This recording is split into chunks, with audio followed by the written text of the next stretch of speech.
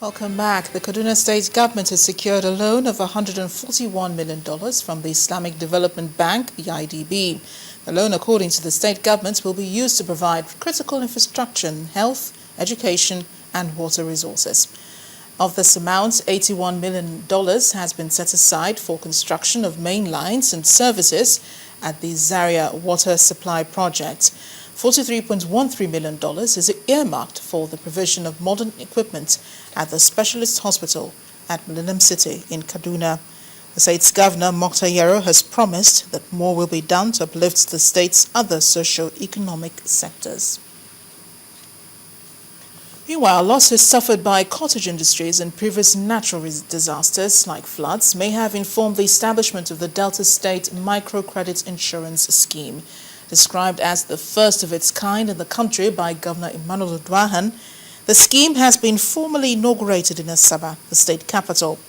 The state government explains that the scheme aims to ensure business sustainability in the event of any unforeseen circumstances and to provide protection to micro-entrepreneurs. Crops and various other finished goods on display in the Unity Hall, Asaba. These have been produced by farmers and cottage industries who are beneficiaries of the state government's microcredit scheme. However, past experience have proved that both the product and their producers are vulnerable to the perennial natural disaster of flooding. So, in a bid to protect the investments, a microinsurance scheme is being initiated by the Delta State government.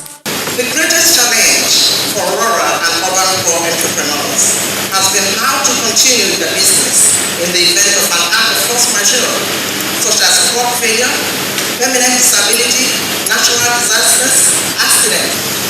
Furthermore, the state experienced a very devastating flood in 2012, which affected economic activities of people living in and around the riverine and the coastal communities in Delta State.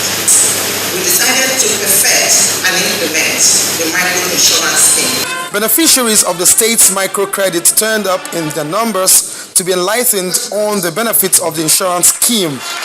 These are highlighted by the National Insurance Commissioner. Microinsurance has been specifically designed as a market development intervention aligned with local content peculiarities for the protection of low-income earners against specific perils in exchange for regular little premium payments, proportionate to likelihood and cost of the risk involved.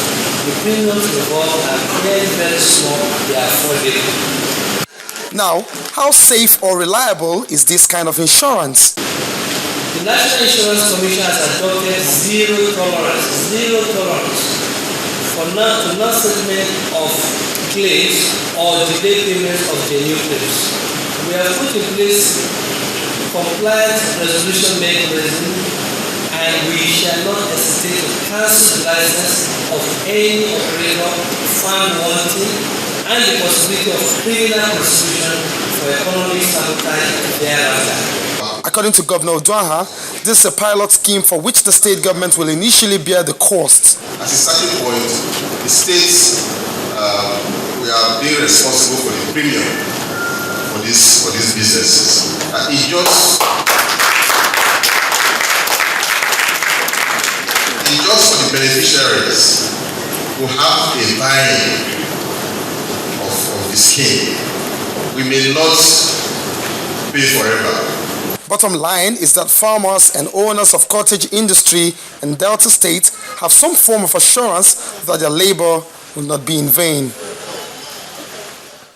The Economic and Financial Crimes Commission, the EFCC, says it is eager to resume the money laundering case instituted against the former Edo State Governor, Lucky Benedion. Spokesperson for the EFCC, Mr. Wilson Wujaren, said today that not doing anything to recover the huge amount allegedly stolen from the Edo State government would amount to failure on the part of the agency.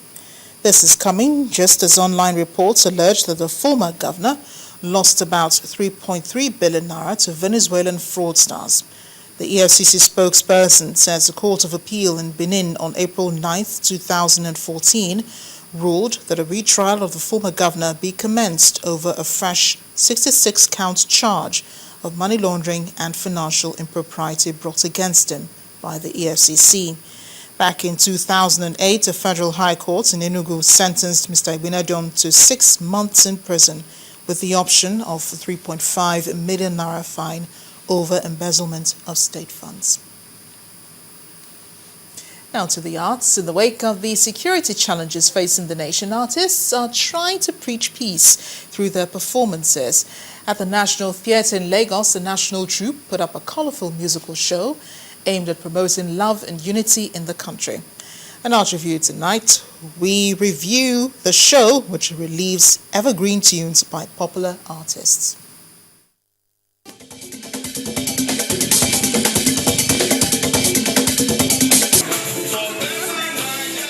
Peace and unity is what artists at the National Theatre are serving their esteemed audience with in this concert involving not just singing but dancing.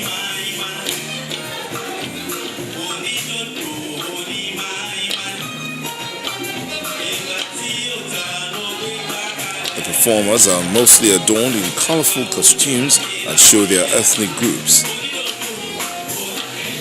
Others, who have stuck to the old-school apparels, look as though they are leading the pack of dancers, staying in the front row while the others stand back and do the singing.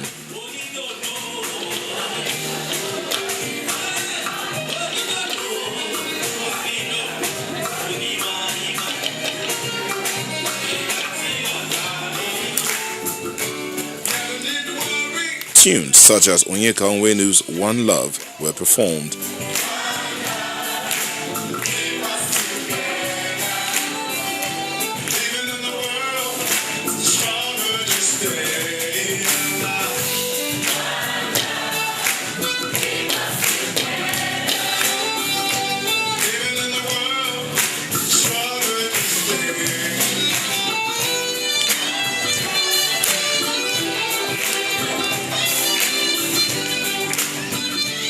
But these artists added another twist to the song.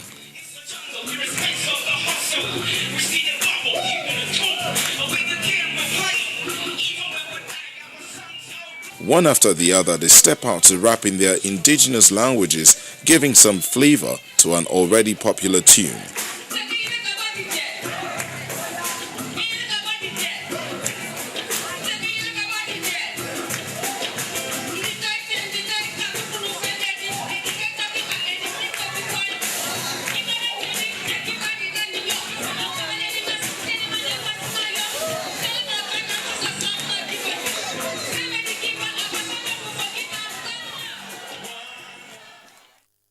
For the director of the National Troupe, Martins Adaji, the big picture is to send a positive message which the country needs now. These songs that emphasize our unity and oneness as against things that divide us. If you notice very well, we did not align towards any particular religious practice. We decided to key into the mood of the nation, to lift all Nigerians up as one. A spotlight on each performer shows that it takes everyone's contribution to make a difference in the nation.